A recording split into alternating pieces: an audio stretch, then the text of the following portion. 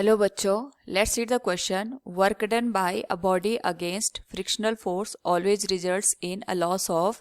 Here we have four options: A kinetic energy, B potential energy, C both of them, and D none of them.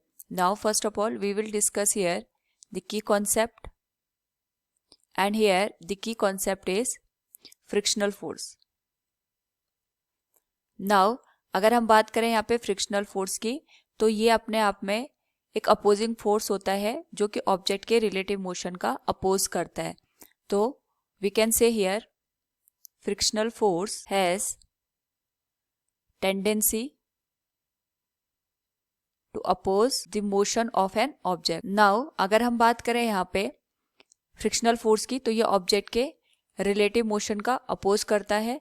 It is due to the nature of the surfaces. यहाँ पे जो surface होता है दोनों हमारे पास object का और जिसके ऊपर जो यहाँ पे ऑब्जेक्ट मूव करता है उस सरफेस के जो मॉलिक्यूल्स होते हैं या उनका जो कांटेक्ट होता है उस पे हमारा फ्रिक्शनल फोर्स मोस्टली डिपेंड करता है. नाउ अगर हम बात करें यहाँ पे when we are doing a work against the frictional force, उस केस में सपोज हमारे पास ये ऑब्जेक्ट है और ये सरफेस के ऊपर यहाँ पे कॉन्टिन्यूसली v वेलोसिटी के साथ मोशन कर रहा है. तो जो हमारे पास सरफेस होती है अपोजिट डायरेक्शन में यहाँ पे फ्रिक्शनल फोर्स प्रोड्यूस करती है. तो जो हमारे पास यहाँ पे फ्रिक्शनल फोर्स होता है ये ऑब्जेक्ट के मोशन का अपोज करता है. मोशन का अपोज करने का यहाँ पे मतलब हो गया ये इसकी जो वेलोसिटी है इसको यहाँ पे रिड्यूस करने का काम करेगा.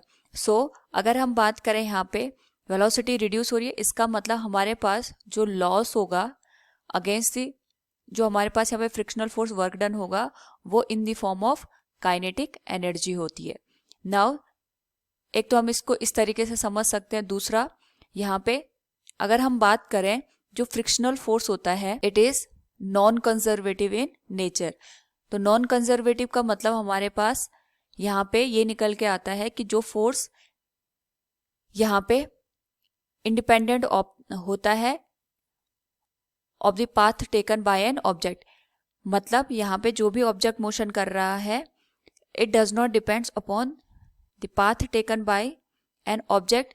उसे हम कहेंगे यहाँ पे कंजर्वेटिव फोर्स. और नॉन कंजर्वेटिव का मतलब हो गया व्हेन जब हमारे पास वर्क डन होता है by a force depends upon the path taken by an object. यानी जो ऑब्जेक्ट पाथ यहाँ पे लेता है उस पर हमारा अगर वर्क डन डिपेंड करता है, ऐसे फोर्स को हम यहाँ पे नॉन कंजर्वेटिव फोर्स कहते हैं. तो जो फ्रिक्शनल फोर्स होता है it is non conservative in nature.